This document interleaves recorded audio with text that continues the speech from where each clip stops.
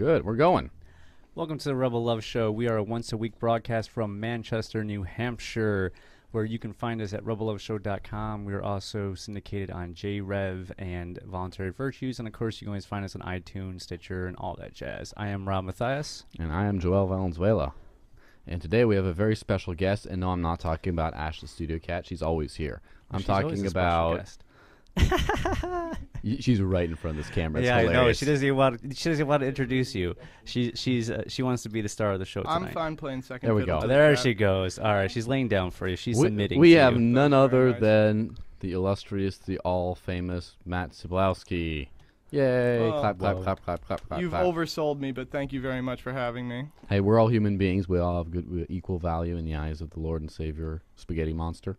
So, don't give yourself some credit, right? Oh, thank you. All right. So, the big thing that Rob wanted to know since the beginning is why are you having this guy on the show, man? I And just want to know a what we're good going to talk question. about. Yeah, I just said he's an interesting guy. So, first, I hear you hail from the land of gators. Well, I do not hail From from the the land swamp. of gators, but that is where I was located previous to my relocation for the Free State Project. How long you been here? 2 years now. I was actually down in Louisiana working on the Ron Paul campaign, and as soon as it was over, I was kind of looking around, saw what the Free State Project had going on up here, because I was out here a couple weeks for the primaries as well during the presidential campaign, and figured that this would be a sensible next step. Yeah, now, Okay. were you always kind of into liberty, or were you conservative and then went there, or were you kind of nothing and then there was that aha Well, moment? I mean, I've always sort of self-identified as a libertarian. I remember being like 10 years old, and I heard the term libertarian on the radio, and I asked my dad what it meant, and he said that it meant that you want low taxes, but you don't care what gay people do. And I was like, well, I think that makes a lot of sense. And Again, for a 10-year-old, that's it. That's about it. I don't really... since No. then, I've identified as libertarian, but it was the 08 Paul campaign that really kind of kicked me into gear. I'm sure that's a common story. in Yeah, our most movement, people but get Yeah. awoken by Mr. Dr. Paul. So to rephrase for our target audience, basically libertarianism means keep all your bitcoins and hang out with Derek J. Exactly. There you go. So for you, it was like, wow, I like this stuff. I want to get involved in the political machinery. Now, would you describe yourself as like a Republican constitutionalist? Is that what you... I mean, I'm registered in the Republican Party. I would just describe myself as a libertarian, really. I sort of see ideology as divorced from what party I happen to be registered as. So are you just saying you're registered as Republican just because it's better than running as an independent or a libertarian? It gives me an opportunity to vote in the primaries and kind of have a bigger say, a bigger influence than if I was just registered libertarian. And, it's not as though I can't vote for a third-party candidate in the general now, so. Okay. I don't know. I can't support it. Now, here, let me ask you this, Rob. You kind of came of age in terms of liberty through Ron Paul a little bit, didn't That's you? true. That's true. You know what? You're right. So- It's how am I? It's funny I because can't, you I can't go. you two have more in common than us, because I was... How did you discover Ron Paul? I remember the first thing I actually ever heard him say was He I was was hiding in watching, your closet. and yes, he came out Giving and you a screamed VJ. free bananas, and I was sold from then on. That's pretty But kinky no, right there. I was watching Bill Maher, and he said that the first act he would do as president was pardon all the nonviolent offenders in the U.S. prison system. And it just kind of like blew my mind that somebody who would say something like that at least actually had some sort of a reasonable chance of becoming president. And up until then, I had thought like, oh, I'm a libertarian, so politics isn't for me. It means, that's for all the people who want to divide up the spoils. Mm-hmm. But it was, again, the Paul campaign that kind of made me start thinking about politics differently. Politics. I see what you did Okay. there. Yeah, well, and so, Rob, your thing with the whole Paul campaign, did you ever want to get involved with the Paul I did. campaign? Yeah. And you didn't? No, I did. I did. I did some campaign work for Paul in 2012 in So you're Chicago. you took part in the machine, too. I did. No, I Okay. did. I think we've And all... then I Part of voted the for Gary system. Johnson, and I almost threw up because at that point I went through my 6-month phase, and I I vowed I would never vote for a federal election, or I may bite the bullet and vote locally, but I'll never vote for a federal election again. I don't want to support that. But I could go a state rep if it's a free stater. I'll bite my pride and vote for a free stater. And Lord knows there's plenty of those coming out, which there's a lot of free staters running. Yeah, so we got to figure out this is going to be horrible. I don't even know what district or whatever I'm in. I have no idea. I don't know if there's a free stater running in this area or not. The map is incredibly complicated, and even if I could show you, it wouldn't help. But we'll talk about it afterwards. They usually don't like to be outed. Oh, I know. The election, trust me, we're gonna have a couple on the show after the election. That's a good time to have them. I'm well aware. There's multiple ones. We might have a couple on the show before the election. I hope so. I've talked to. Really? A couple different ones talked about wanting to be on the show. I would like to get both Emily Samblade and Mark Warden on. Emily was my first thought as soon as you said having. Well, she's already outed as a free stater, yeah, so it's too. I'll be saying that out loud. And Mark Warden's not even. He's not even running again. So me saying either one of those isn't going to put. And again, it's not like his status as a free stater is Emily some closely guarded secret. Emily Samblade last month was out there cop blocking with us at a DUI checkpoint with an LED sign that said "cops ahead." So I have full 110% respect for her. She calls it constituent services. Exactly, which is awesome. And like I posted that little meme on the now on famous cool social group. To all our viewers at home, don't go there. It's a dark, dark place. But anyway, if you can find it, I posted, yo dog, I heard you hate governments. We had a hating government member of the government fighting government, so you can. I see what you did there. Yeah, it was pretty funny. And the one thing I thought was pretty incredible about New Hampshire is it's gotten a lot of politically apathetic people excited to get involved in elections, not through restoring their faith in electoral politics at all. No, they're completely as cynical and nasty as they've always been. The difference is the possibility of getting people of the most hardcore philosophies actually elected into office with not that much effort and doing real legislative repeal. And I wouldn't say pass legislation because really we're just trying to get rid of stuff for the most part. It does seem pretty easy to get elected as a state rep in this state. I mean, relatively speaking. Compared to any other state. Oh, yeah. It depends on where you are, too. But one thing that's definitely true is it doesn't cost the money that it does somewhere else. It's, more about actually going and talking to your neighbors than it is in another state. Plus, it only pays $100. Exactly. So it's pretty much volunteer activism. You still get people who go, to make their head a little bit bigger, but you don't have the folks who are going to live off it at least. Yeah. Yeah, and even then it's like, how big can your head get? You'd be surprised.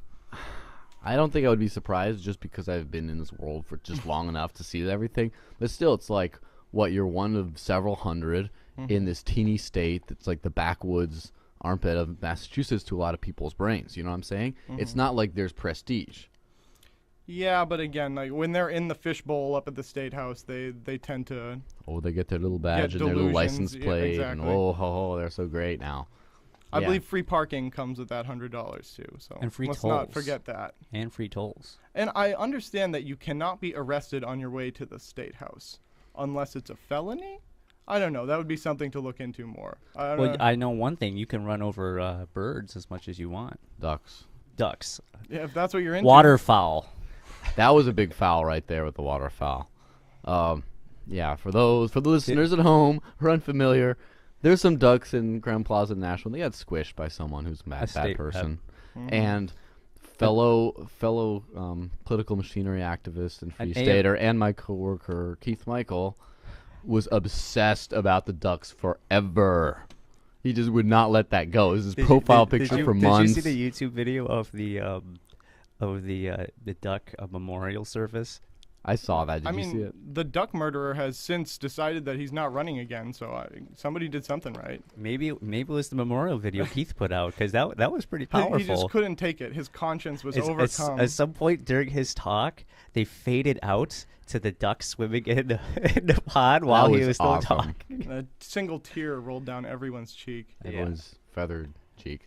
But one thing I think it's interesting, though, didn't the police chief in Manchester in Nashua, resign that was over in that? Nashua. It wasn't the chief there. It was some position lower than that. I want to say commissioner, but I'd just be talking out of my ass. Still a at that high point. position. But yeah, someone, because the person who reported it called it in, and they kind of swept it under the rug at first. But then the tapes got out, and then obviously that looked bad for the Nashua Police Department. Yeah, and that's one thing I like is just a few concerted rowdy activists can really cause some serious shakeup in this small pond of a thing.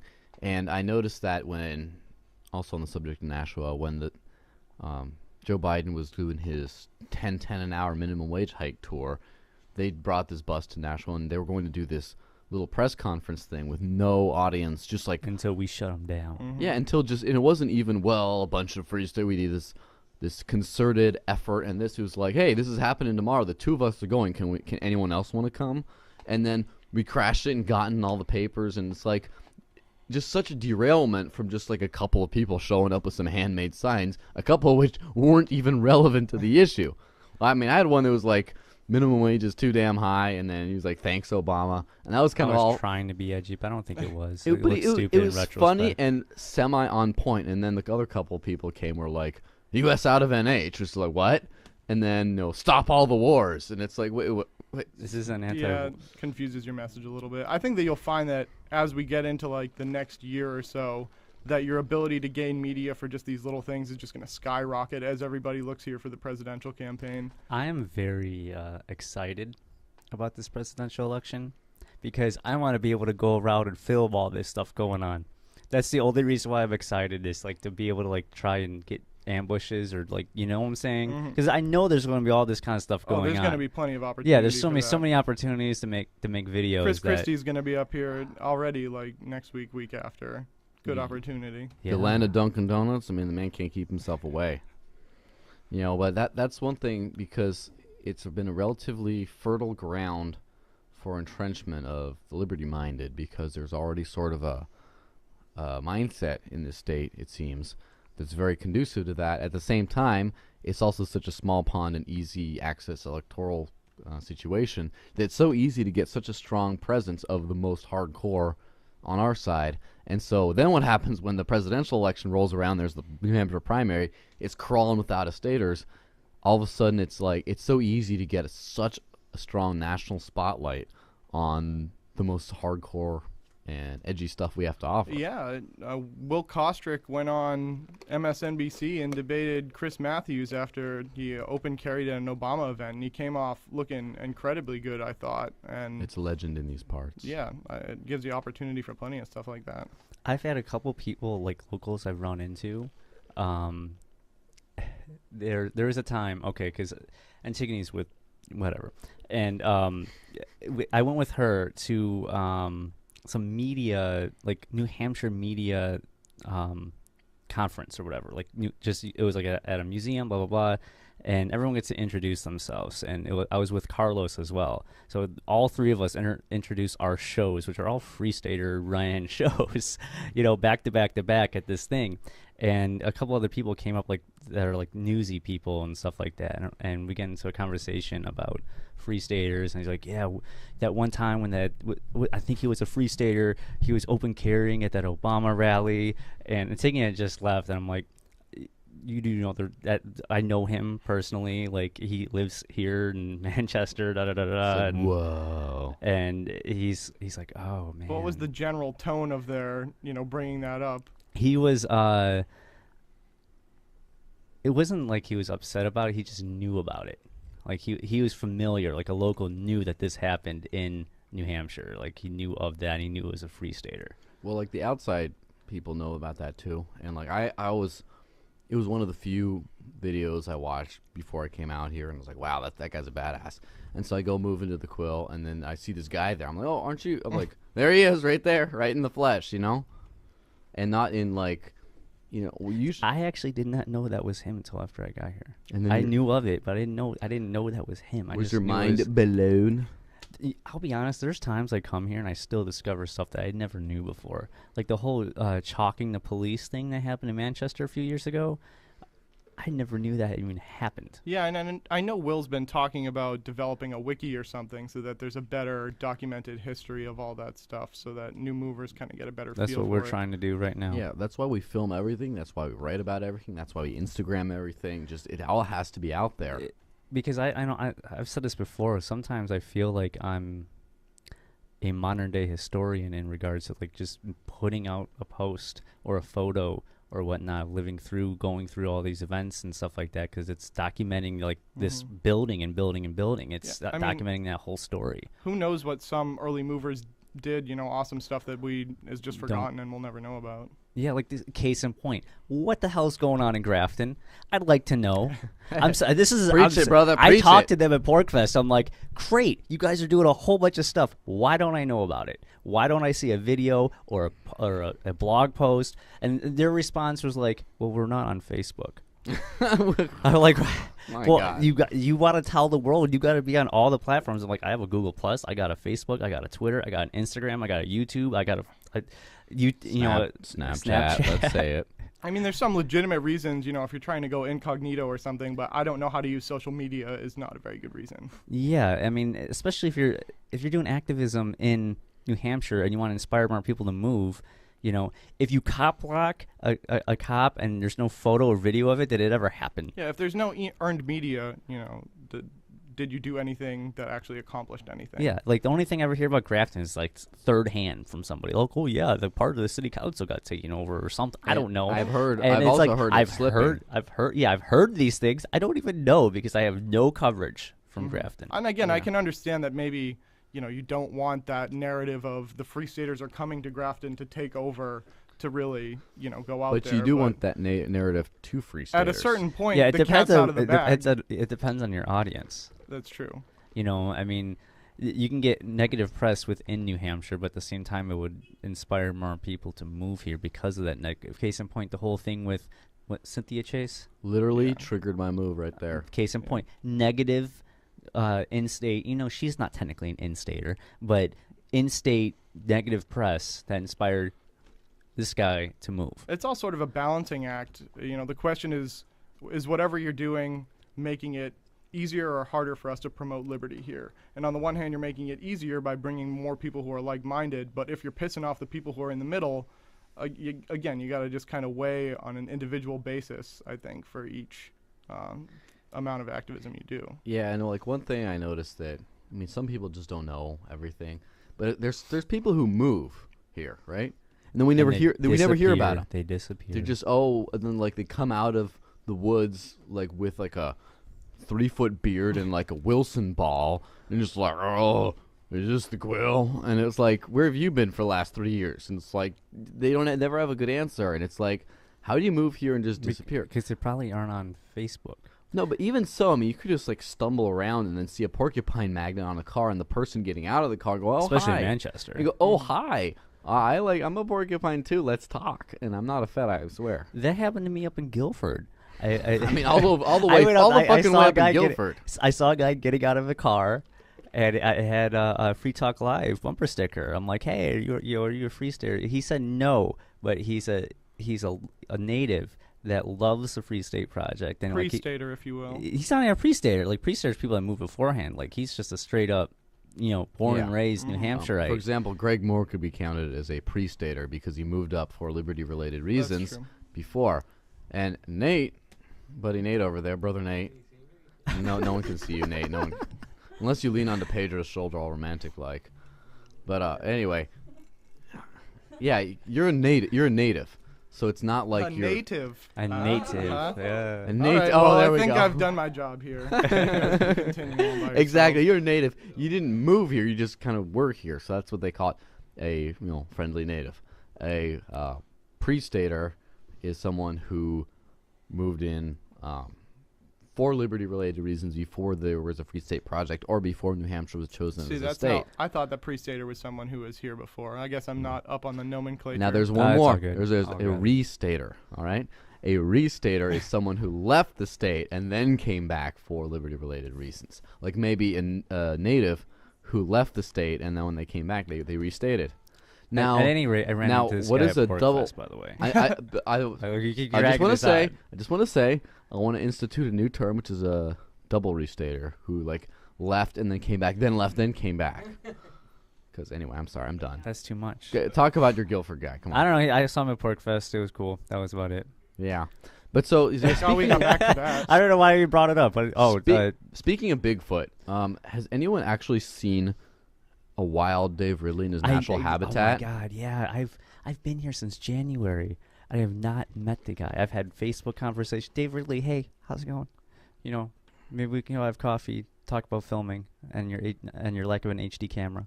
All right. But no, I've not. Has anyone ever?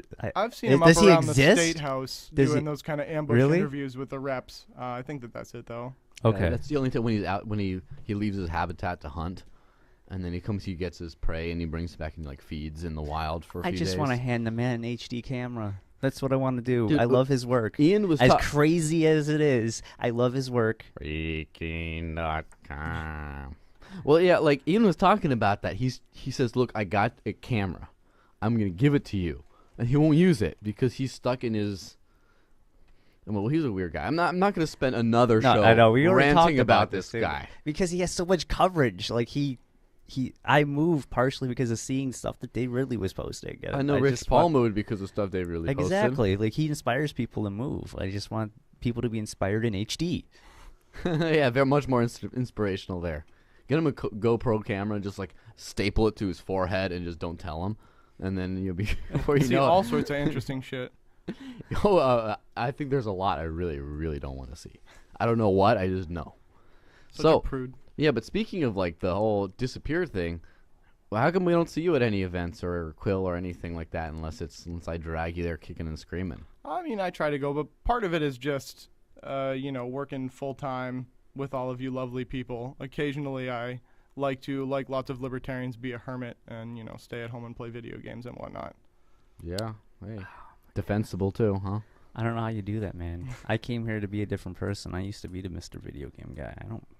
I go out and live my life, man. Yeah. Get out there. I used to play switch video it up games until 4 I've tried real life and I've tried video games, and I think that I'm pretty confident in my decision. Is that why Is that why people go on the weed? It's just like real life is not. I go on it because I like it. Dude, that's why I go on the booze, because the booze makes the pain go away. At least I. No, it makes me it makes me enjoy life more, not make the pain go away. I know, me too. I'm just messing. Now, here's a big question: the whole radicalism versus incrementalism. Which do you get more flack from? From people saying, "Oh, you're incrementalist, you're not a purist," or from people saying, "Oh, you're too much of a purist, you should be more on board with the general Republican Party," or things like that? Well, I have the lovely position of being, placed where I get shit from people who are mainstream that, I'm waiting for somebody who's perfect to come along, or that join the club, brother. And then I get shit from the other side that, you're that I'm supporting engaging the system. in the system at all. That is a quote that I am familiar with. I'm promoting the system. You're Man. supporting our oppressors. How dare you, sir? You're using their money. It's not like I'm knee-jerk opposed to those views. I guess I kind of understand where you're coming from as somebody who was once like the super overzealous convert and then kind of has moved back in the other direction since then. Are you participating because you want to do whatever you can to take it down from within? I mean, it doesn't even necessarily have to be take it down. I want to do whatever I can to lessen the boot of the state on people's throats as we go along. And I'm not a philosopher. I honestly am not. If you can get rid of that boot, would you? I am not. I'm not saying what you're doing is bad per se. No, I know what you're saying. I'm just saying how far off are you going to take that boot? Are you going to take it all the way off? And I think that drop it? Once we get the government down to 20%, 10%, 5% of the size it is now, then I would be more ready to have that conversation than I am now. I think that now I am just constantly moving to make it smaller, to make sure that less people are put in cages for ridiculous reasons, and make sure that fewer people go off to die, for nothing. And we sort of started this conversation earlier about the difference in priorities. Some people care about accomplishments in the cause of liberty, i.e., how much we actually reduce the size and scope of the state, how many people we save from paying usurious taxes, how many people we save from the drug war. And then there's other people whose judge of accomplishment is by how strongly in your mind you think it, man. How pure your ideas are counts more, like counts more than actual like lessening of the ill effects of the state. It's like you can save 10 people from the state, right? Or you can save 0 but be totally more anti-state in your mind than the other people. Well, and there's always that sort of balance back and forth about how far do you go to maximize your effectiveness without maximizing your inertia in a direction that's not entirely helpful to the cause of liberty. Well, I've said this before. Like for me, like I know there's 2 different types of minarchists out there. There are the minarchists that are all about restore the republic crowd. Which and here he goes borrowing my lines. Yeah, you're welcome. Cool. Okay, I hate I used to be a restore republic crowd. And you still gave some sort of legitimacy to the state.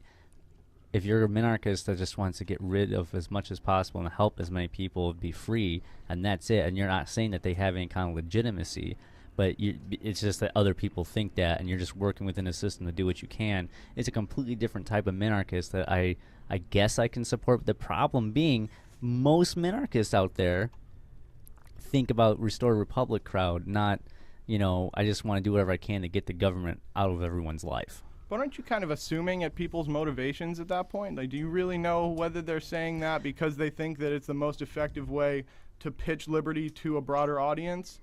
Yeah, or that they're just saying it because they believe it? Well, I think Ron Paul did that. Well, Ron Paul did. From my own personal perspective, I was raised with the Constitution as old as, I mean, I like to say, forgive the crass. Before my balls dropped, right, I was already reading the Constitution, right? And Look so, at this guy. Yeah, exactly, huh? And so I was always into that stuff from a constitutionalist perspective. I almost worship the thing as a super document, like that whole thing.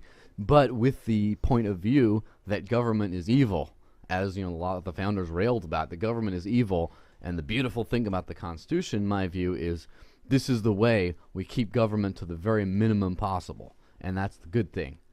And as time wore on, and I still think that to a certain degree, except now I think, you know what? Maybe my toes didn't touch the bottom of the pool. Maybe there's something beyond that a little bit. But the whole idea is, and I was always what you could call an anarchist at heart. I mean, and I think kids are to begin with anyway. They don't like rules. But I guess the point of view, the constitutionalist point of view, for anyone with any, I guess, I don't want to for the risk of offending people out there. With anyone with a shred, with anyone with an actual depth of thought, the constitutionalist point of view is kind of the same as the anarchist point of view, just a little different. There we go. Here, what the hell are you talking about? My questions are more practical. It's just if we kick out the people who have that constitutionalist point of view, then I feel like there won't be enough of us to effectuate the change that we want to see. I agree if I put my minarchist cap on for a second. I agree with you. What's a minarchist cap look like? It's called your thinking cap. Oh. No. That's all right. I'm just being a dick now. But I don't think constitutionalists and anarchists have the same point of view, because at the end of the day, a constitutionalist believes that people in a far-off land have some sort of legitimacy over your life. An anarchist does not. Now, mind you, both want as much freedom as possible, but that is a huge dividing line between those two. Well, and the sooner people in constitutions, I can't be upset with an anarchist or a voluntarist running for office, because if it wasn't for Ron Paul, I wouldn't be here. So it's really hard for me to say that don't operate within the system. But my point of view is, if you are going to operate in the system, you better not tell me that they have some sort of legitimacy over my life.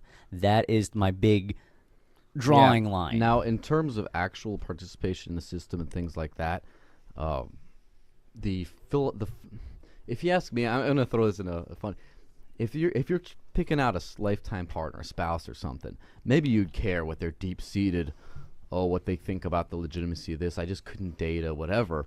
But in terms of associating with people or what they do for the cause of liberty or working alongside people, so far I don't think we're at the point where that's a real difference. And let me put it this way. I don't believe there is such a thing as a difference between a minarchist and an anarchist so much as it is when we get to that final step, it's not going to be that difference. It's going to be the difference between anarchists and statists. Period. It's not going to. It's at that point. It's either going to be reduce the government even more, or keep it the same / increase it. That's kind of the problem. Is most minarchists don't.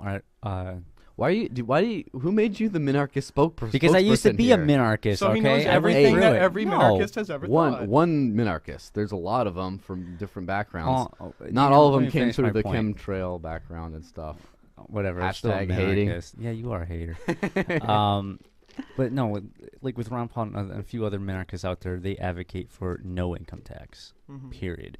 I love that. The problem is a lot of other minarchists, and especially Republicans, almost all of them do not. It almost seems like you're saying that if you don't agree with somebody on the vast majority of the issues, that you shouldn't work with them at all. Like, I'm I not honestly saying think you that shouldn't work we should work with them. liberals on anti-war or marijuana. I don't understand the premise of the question, I suppose. I'm just saying if it wants my support in regards to my support somehow, I'm not going to support someone that thinks that they have some legitimacy to steal from me. Well, I mean, Ron so Paul again, did not think he had legitimacy to steal from me. Say that the progressives. No, progressives. he did, because he didn't advocate for the abolition of government. Government needs to be funded through taxes, and taxes are not voluntary. So yes, he did advocate for theft from you. Okay, not as badly then. There we go. See, it's all a matter of incrementalism and how much we got. But I'd like to change gears because I've been thinking about one thing and one thing only since the beginning of this whole conversation: fish. I like fish. Aha. I'm not gonna lie. I'm a hobbyist aquarist, like Nate over there. Nate's an aquarist? So, Why wasn't I told? This is information I needed to know. well, that now you know it. Hey, I'll let you know just what you need to know, just when you needed to know it. So, the big question that all the viewers at home, which I've used for like the 5th, 6th, 7th time this episode, and I think I need to switch to something more fresh. For everyone else listening, are you Aquaman? Sometimes, when I'm in the right frame of mind, when I'm swimming with my celestial pearl Danios in their 10-gallon tank. Now, speaking of the fishies, there's a couple of prawns in the office, the Americans for Prosperity office here in Manchester. Would you mind divulging their names? Charles and David Cray. Although David is now pregnant by Charles, so we may have to reevaluate that. So, were they or were they not named after the Koch brothers? I can neither confirm nor deny that. So, how did you just get into fishies? But I don't know. I guess that it lets me, take out my inner statist. Since I'm a minarchist and I like to, control people's lives and whatnot, I feel like I'm God with the little fish town. You ever kill fish just to do it? Set them in line. Again, I can neither confirm nor deny that. Has Do you ever have happened. an armored column of seabed level submarines, and you ever just position a single prawn in their path and just play out the Tiananmen Square incident over and over in your little aquatic kingdom? I'm not even sure what you're going for with that. I have no I idea. don't think I am what the hell either. you're talking about. I don't think I am either. But that's definitely an interesting thing. Now, But yes, my long-term dream is to open Fishielowski's fish store. We'll accept Bitcoin. Of course it will. Well, by that point, it'll Well, be everything will be Bitcoin. no, by that coin, it'll be a cryptocurrency. Where do you stand on Bitcoin? Honestly, I'm not a techie. I don't understand it that well, but I've always sort of thought that it's technological progress that will really harm the state, probably more than anything that we do from an activism perspective. It's just as time goes on, the power of the state is going to naturally be eroded by the fact that physical location matters less and less, and as more and more of our lives move online, I think that people outside of our little fishbowl, if you will start to see that the state as an institution really doesn't have much of a place in modern society. That reminds me of a few debates I've Sound had. like the anarchist now, though. Well, there we go, huh? You sound like a crypto anarchist. Well, you know what? It reminds me of a debate I had today over another porcupine who's not just minarchist, who's like conservative, kind of. And he hates those illegal immigrants. Eye roll. And okay, this whole border thing going on. Yeah. With, it bothers me so much that I see these people that I saw pictures of oath keepers down there on the border, and I'm like, hold on, you're defending freedom by going down there and preventing people from freely traveling, as in freedom to travel. And beyond that, some of these pictures of adults just screaming at the children who are coming over. It doesn't matter, whether even their position were right or wrong. It doesn't look horrible. It is horrible. Yeah. For adults to bully children, even if, what they were doing was wrong, which I don't agree with, it's not their fault. And on top of that, even if you are a minarchist and libertarian restored republic crowd, the country was founded on immigration. It was founded. Let people move here without any restraint whatsoever. Who cares where they're from, whether they're from Asia or Mexico or wherever. Or Poland. Let people just... That hurts. The Amish were immigrants too. My grandfather was Amish. I don't even believe in the whole idea of a homeland or anything like that. This planet is my homeland, and I should be able to freely travel anywhere in my homeland that I choose to, and that's this entire planet. And the sooner, people, especially at least in this country, get that point, people should be able to come here freely.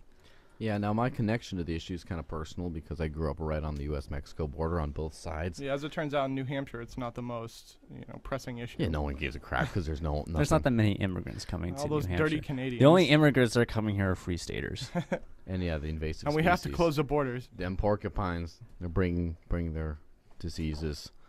Anyway, yeah, I grew up on both sides of the border, and so I had a lot of friends on both sides of the issue.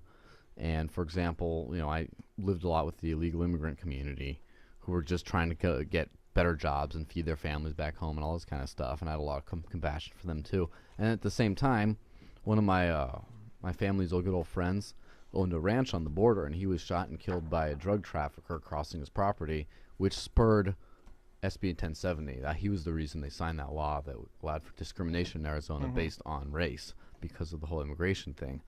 And so there's a teeny bit, the only bit of legitimacy in the whole immigration thing is some people go across private property and trash private property, but that's more of a government causing choke points, and then it's a spillover. And then in that specific incident, obviously you bring up the larger problem of the drug war and how it's illegality is what's causing that violence in the first place. Yeah, exactly. And the thing with the immigration thing that really people don't get their heads around quite the right way is it's like we don't want them here, they're invaders, they're not welcome here. It's like, really? Did you tell that? Is that what the guy who rented them the house said? Is that the guy who hired him to do the lawn said? Is that the guy who sold him crap at Walmart said? It's like, no, they're clearly welcome here by everyone who matters on their own respective private properties. It's just, if you don't like them, too bad, because there's enough people who do who are willing to sustain them here. And it's like, at that point, it's like, well, we, as a nation, collectively don't want them. And at that point, you're like, wait, do you believe you lost me at we? Exactly. Are you communist? Well, the argument people usually bring up is, that they take advantage of the welfare state, but that's sort of a different, But natives do too. Yeah, exactly. It's like, well, I'm all right for white and black people taking advantage of the welfare state, but brown people, oh no, we can't have that. Unless they're second generation brown people, then it's fine. Have you noticed it's almost like an evolved version of jingoism with locals about free staters in New Hampshire? Yeah, and that goes back to... There was a political cartoon in the Concord Monitor, this week, where it showed, these are our flags, and it showed the U.S. flag, and it showed the New Hampshire flag, and it said, these are not our flags, and it had this flag, and it had that flag, and it had a come and take it flag, which we need to get now, because it was in the Concord Monitor, so we had to represent all three of our flags. Our enemies have defined us, and so we must live up to their expectations. AFP is a frequent target of the Monitor cartoons as well. I remember we had an anti-Obamacare event, and they had a political cartoon of Bill O'Brien standing up there talking about how Obamacare was so bad and New Hampshire was a disaster, but there were butterflies and sun shining and whatnot. I don't recall where in his speech he said that Obamacare was killing all the butterflies, but it just felt like such almost political jingoism, because those are flags that represent free staters. Yeah, and I'll mention that. I mean, I know quite. I mean, a porcupine definitely represents only free staters really use but that. Literally everyone I've met, people I work with, my friends and stuff, basically everyone knows I'm a free stater. And no one really cares too much. I mean, the free staters are like, yeah, you're one of us. Everyone else is like, either, oh, that's cool, that's good, I like it, good for you, they don't give a crap, or they're like, yeah, you not whatever, who cares? I'm still like they don't. No one really cares. I feel like sometimes our rhetoric can play into the jingoism, though. When you hear people say things like, come to New Hampshire and take over or something like that, that's exactly what they want us to be saying. Yeah, but we're not going to do anything when we take over. Yeah, but it's just the very idea of it is, again, it feeds exactly into the narrative that they want to portray of us. It shouldn't be that we're coming to take over. We're coming to become members of the community and convince people of the rightness of our ideas, not to come in and enforce it on an unwilling, native populace. Yeah, and that's the thing, is what makes a native. Because for one thing, there are a lot of people that have moved here. Yeah, it's what 60% of adults here, I think, were not born here. Somewhere, it's an insanely high number. In Arizona, it's like 89 or higher. It's like huge amount, and it's that's the thing, is at one point you become a New Hampshire. At one point, are you from here? And that's a debate that's had in other countries. For example, there's a third generation Korean, I believe, in Japan. Again, to our racist Western eyes, looks the same as all the rest of them, but his grandparents came from Korea, and so his parents were born here, and he was born in Japan. Here, his parents were born in Japan, and he was born in Japan. Yet he's still not a Japanese citizen, and he's ostracized, has different rights, and that's like at what point? That's insane. Well, Japanese are very jingoistic / xenophobic. Yeah, and which is weird because they really support Western. Let me put it this way: people. Japanese society and government it's just fucked up. As far as the Japanese people I've known, they're not that way. But again, it's same like, again, from the outsider perspective or from the political perspective, one would think that most Americans hate gays. They hate, immigrants and things like that. And you go talk to 99.9% of the people out there, they don't really care. Problem is, there are those people out there, though. Yeah, well, just the Westboro Baptist tend Church. To be louder. And although I feel like with the example of the Westboro Baptist Church, it's often people like us, promoting our counter-protest to them that gives them legs to continue, gaining media. Didn't they say they were going to come to New Hampshire just this month and they didn't come? Yeah, they didn't show. All they want to do is, have us bring them up in the news. I'm sure that it was exactly what they wanted, the response that they got. Yeah, it's sort of like, if no one talks about Chris Cantwell, does Chris Cantwell exist? It's one of those things like, yeah, but that's the thing, is at what point are we from New Hampshire? I think I'm from New Hampshire now. I've been here less than a year, but this is where I want to plant my flag. This is my flag. Bam. Yeah, this is my As home. someone who's been here for 2 years, I think that you'll understand once you cross that mark that you are not a true New Hampshire native now.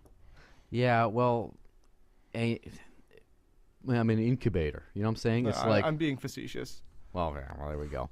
Well, that's the thing, is it's like at some point, what happens if you're from New Hampshire but you moved and you lived everywhere else and then you came back? Are you like, it's like, why aren't we just like all why does people? it even matter? People don't care here. Like the last Republican candidate for governor, Ovid Lamontagne, his campaign slogan was "I am New Hampshire," and he always talked about how he was like 4th generation, 14th generation, whatever. And I just thought that was atrocious messaging. Nobody cares here if you are New Hampshire or if your great-great-great-grandmother was here. Because, again, 60% of the adults weren't born here at all. So how many were here, 2-3 generations back? Probably a negligible amount. Yeah, I mean, who really cares? And that's one heartening thing I've noticed is in opposition to Free Staters, there's been almost none. I mean, I can't say there's been none, but there's been almost no actual points or grievances brought up. There's been no, they want to take out social programs. We like our social programs. They want to take out the police state. There've been none of those kinds of things. It's been 99%. They're not from around here and they want to take over what we have, and there are outsiders, and it's like been no. And so, I mean, it's like if they were all pro all the things they're for, all of a sudden they wouldn't be outsiders anymore. I don't know about that. I think that if you look like in the more, far left sort of blogosphere and whatnot, the Susan the Bruces and the other kind of far out there progressives, that they definitely do attack Free Staters A lot. they want to get rid of the government, what have you. Yeah, that's a little bit more in the internal circle jerk of their own communities, not to the it's public. It's to whip up their own side, Yeah. With the fervor. The reason it's not in the public is because in the public eye, then they'd have to have a debate on the issues, and then get crushed on the and debate again, on the if issues. you go around, complaining that we're not from here, but you were born in Maryland, it sort of proves that you don't have a leg to stand on. I think that I don't believe that Annie Custer was born here, or Carol Shea Porter, or Hassan. And again, so what's the difference that you moved Definitely here for not a Cynthia Chase. different reason? Yeah, and that's the one thing when people ask, like, why did you move here? And, depending on the audience, I have a slightly different answer. But the standard answer is, I like the state and I was here moving for a better life, and that's true. Yeah. I did move here. I did sign for the Free State Project. A year later, I moved. I did move, and I'm sympathetic, and I'm part of the group. But that wasn't the only reason. I didn't be like, oh, I love it where I am, but I want to move for liberty. I fell in love with the way the state looks. I fell in love with the climate here. I was looking to move for a better life. If there was no Free State Project, I would probably still want to be here. Wait. The climate. You spent the last couple of days bitching about the heat. Yeah, but the hey. heat after the winter we had. You're from And he's Arizona. from Arizona. I love that cold weather. It's a dry heat.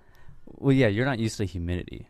That's the thing. I Just am. wait till next Do you month. remember, Next month is going to be. I lived in D.C. for a couple of years. D.C. that's very humid. is similar to New Hampshire, but hotter. And Is it's it hotter? awful for a host of other reasons. Well, yeah, but the other thing is I had to wear a suit to work every day and had no car in D.C. Ugh. And so I'd be walking around in a suit and tie, all just like, getting gross outside in the summer. And here, at least I get to wear like a T-shirt when I walk outside, and I get to drive a lot of places. And it's not, but still, it's like, I don't know. Maybe I should move to Nova Scotia, where like Halifax, it's like a low of like 3 in the winter, and it's a high of like 71 in the summer. It's just like right in that nice little, like, you're always wearing your little sweater vest all year long, and it's like just a nice controlled temperature. All right. Well, you heard it. We're all going to pick up and move to Free State Halifax Project, now. Yeah. It's Well, I guess my point in bringing that up more publicly, because obviously I can take a little bit of heat. Who cares? Takes a cool cat to stand the heat, after all. Desert Link's tagline. Anyway, it's my point in saying all that is to just bring up the thing that there's so many people that bitch about the cold. Either not so much when they move here, but mostly before they move here. It's like, oh, isn't New Hampshire cold? Oh, all that snow. Oh, those temperatures. Oh, I couldn't. It's like, just come here, wear a proper coat, and just stay stay inside at night, and you're going to be fine. Also, stay south of Concord. Don't go up north, or it might get chilly. But as long as you're like Concord or south, you put on a coat, you're just fine. You just suck it up, you pussy, People have managed here for a long time. I don't think that the cold is that big an issue. People have managed in Chicago for a long time. Millions of them. Yes. And I it have. sucks in the winter more than here. No, yeah, the winter in Chicago is a lot worse than the winter here. By far. But then it heats up in the summer. And it gets into the hundreds in August. Yeah, I still have no idea why anyone moved to Chicago, but a lot of them did. Yeah, I don't know. I'm glad I'm here. I actually do love, like, one thing cool with New Hampshire, like, perfect the weather. example. The weather is actually nice.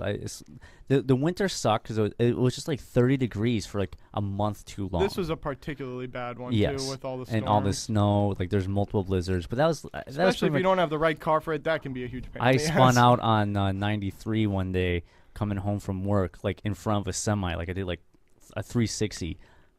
I was like half asleep, but that woke me up. I was up for like 5 hours after that because the car literally turned around where I'm facing the semi coming at me. Now, mind you, it was snowing really bad, and we're both he was only going like 30 miles an hour, so I was able to turn around. But obviously, because I'm here.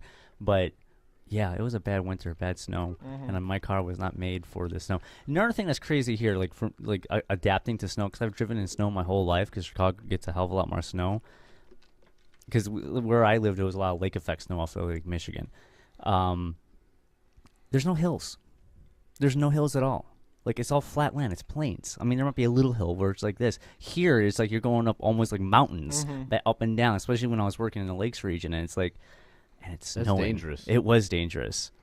Yeah, I mean, and there's not such thing as plowing here. And when they do, they don't even put salt down. They just put sand, which, to my opinion, does absolutely nothing. It just makes the snow muddy, I guess. Yeah, I was in D.C. though when they got that 4.5 feet of snow in a week, and it was just wonderful to watch those people try to deal with it. People with leaf blowers trying to clear 4.5 feet of snow. Was that like Georgia and Atlanta when they got like an inch of snow? Man. Yeah. Was that this year you're talking about? No, that was 2010 or 2011. What do they call it? Snowpocalypse? Some ridiculous media catchphrase. Yeah, because this year, during the whole snowy times up in New Hampshire, at the same time down in D.C., it was just about the exact same weather conditions. Oh, geez. And almost, it was like maybe 5 degrees warmer. And I remember because that's when I was driving down with Shem and Carla all the way down to D.C. for ISFLC, the International Students for Liberty Conference, and we went through the slush in Connecticut and everything. It was kind of awful the whole drive. But one thing I like about the weather here, though, like just put it in perspective. Like a month ago, we went to the first time I had ever gone on the beach in any ocean, well alone the Atlantic. I know it's Atlantic Ocean, but like, I'd never been to the beach on an ocean. You know, and it's like 90 degrees and whatnot. And then Pork Fest is up in the mountains and stuff, and it's like it's an hour like each way from you here. get some interesting extremes here. Yeah, you get huge different extremes. No, I love the state. I mean, just honestly speaking, I love the state, the climate, I do too. The territory, the charm. Not very much charm around here in Manchester, but everywhere else in the state. I mean, maybe not Methy, Guilford. We need to change the hub. No, not so much up there. We need to change the hub to Portsmouth. The hub? Yeah, the Free State hub. It shouldn't be Manchester. Yeah. Anymore. Hey, you know what? I'm a little bit free coaster. I know I'm a little bit freaking. Yeah. All right. Well, guess what? We're wrapping up pretty soon. But one thing I definitely wanted to know is apparently this bad boy's sporting some ink. Oh, I am. Yeah. I thought that we said that we were slowly going to take clothes off as we got to this point, so that it wasn't going to have to be so awkward now. Where's Nate playing the slab bass when you need him? So, as I said, I kind of came from the more radical side, and thus am sporting the Banksy flower chucker with the revolution tattoo to kind of remind me where I came from. Oh. There you go. No, I thought Right there there. were like 18 cameras. There are This a lot is of different professional cameras. operation. Yeah, this is like an NSA wet dream up in here. That's pretty cool. Well, now they know I have that. Thanks. Well, hey, it's just like There's nothing wrong with that. it's It's a a doodle. Paul Revolution. Well, guess what? I have a little surprise for you guys too today. I was down in the lovely city of Trashwa, getting all put up. Ooh. I got my mover number, Oh, look at you. my Free State Project mover number right here, my forearm. Can't really see it, but yeah, you know where I am. Let me see. I haven't seen it yet. I don't That's even upside know my down. mover number. Yeah, neither does this guy, but as soon as he does, he's I kind of know it. I gotta talk to. I'm not really sure how the Chris. whole process worked. I remember changing my address on the forum, and that was all I really did. Is that how that works? well. There's a lady, Chris Yeah, Lopez. message Chris. Yeah, You talk to her, she'll let you know what's up. she's in charge of the. I'm here Database. now. That's what matters. There you go. Yeah, I mean, that's the thing. There's a lot of people because it's a crazy anarchist movement. It didn't start as such, but it is now. And see what I told the you about cat. this cat? Hey, she's not fucking up producing the well. I don't cables. know. Dude, we're gonna fire you. Fuck We're up gonna, the cables. we're gonna So get a new. Get out of here. She lost. I've never seen her lose her balance like that. It's insane. I did. That's when she took out the cables. She says that you've gone long enough. Okay, yeah, that's Yeah, probably that for was sure. her pulling. All right, guys, come on. Anywho, just a little quick update before we go. We did a bunch of different activism, especially with the Operation Arcadia. We're gonna have video up on that, and video up from Porkfest, and all the cop block video stuff that's going on with the DUI checkpoints, and hopefully we get some of that stuff up. It's all up on the Raw channel, youtube.com/mantraw if you want to check out some of the raw video of everything we do here, because it's exciting. But at any rate, you can find us, all of our content, at rebelloveshow.com, and we're on iTunes, Stitcher. Go like us, subscribe, share a video. We kind of enjoy seeing someone share a video. It gives us a little perk in the day. Yep. And thank Matt for being on the show. He's adorable. Well, thank you for having me. It was great. All right, and You're we're just out. a couple sweethearts. Yep. Peace. Peace.